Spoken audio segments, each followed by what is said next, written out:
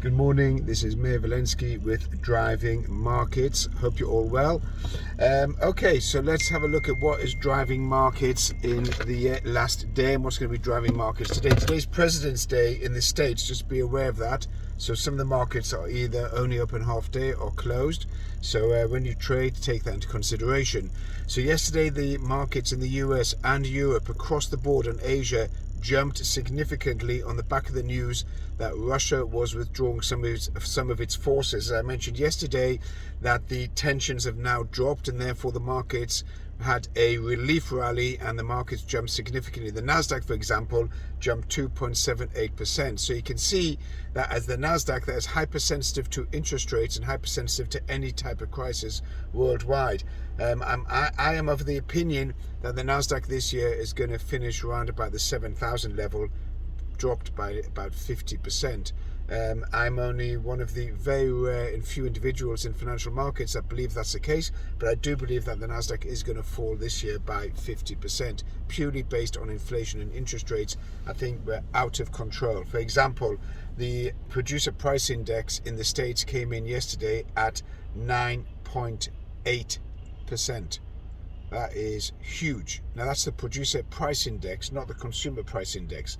So if the producer price index is running at 9.8% and the consumer price index is running at around about 6.3, 6.8%, that 3% differential is being absorbed by the manufacturers. That's only a limited amount of time before they will continue to absorb that price increase and they will pass it on. So remember, I've stated over and over again, core inflation is running at around about 10 to 12%. However, it is hidden from the public because the measure of core inflation is based on a narrow basis, a narrow basket of goods.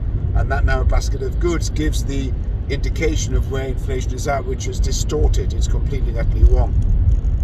Also, I wanted to look at the 10-year Treasury. Yesterday went to 2.04%.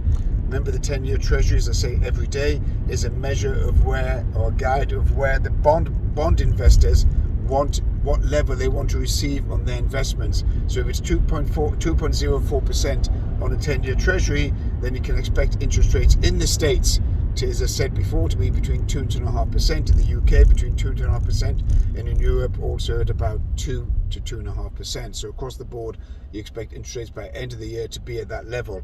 Something I want to focus on a little bit for the next minute or so is cryptocurrencies. Look at Bitcoin. And Bitcoin being the flagship, being the leader that pulls all the market up in crypto or pulls it down if it goes down, is very, very solid. And yesterday it went up over 2,000 points or $2,000 and is running at $44,500. It's begun to stabilize at that level. Remember, I did say a few weeks ago that drops to 34, 35, it's a buy. I don't know if any of you acted on that. I didn't get any compliments and thank yous if you didn't make any money, but that was, if you look at the previous driving markets videos, you will see that when Bitcoin dropped to the 33, 34, 35 level, I did say that looks like a solid buy, and hopefully you acted on that.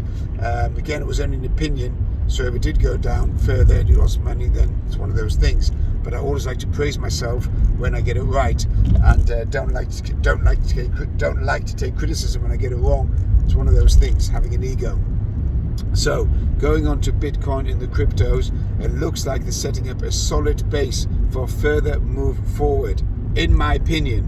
And you could be looking at the Bitcoin, if it goes on a run, it will test once again the highs of 68,000 and pull up all the other smaller minnow cryptos with it.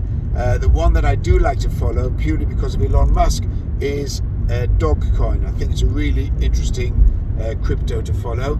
Just note that yesterday came out, Elon Musk revealed his tax return and he's giving $6 billion in shares, or share value, to charity, which I think is commendable. It's terrific. $6 billion he gave to a charity based on his US tax return, and that's really, really interesting. Also, some of the space travel teams, just to let you know, the space travel companies are shooting up on the basis that they're going to be doing suborbital tours of the moon And obviously there'll be plenty of successful rich people who will be booking flights to go suborbital. I'm not sure what resorts they're going to build on the moon, if they're going to build any resorts, but I'm not booking my flight anywhere in the near future.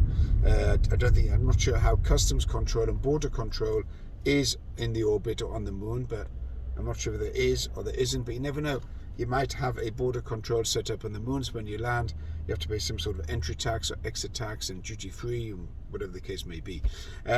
What else we've got to call out? AMD, which is Advanced Micro Devices. Again, I mentioned that yesterday because a senior colleague of mine has done really well and got involved with some call options on there. Again, yesterday jumped over 1.93%.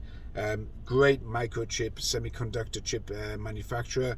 Something to look at. It has jumped significantly recently, but as I said yesterday, the semiconductor sector does look like a good investment. There's a massive shortage of supply. There's a massive demand with a shortage of supply, so it looks like the semiconductor chip manufacturer is going to be busy for the next 6-7 years.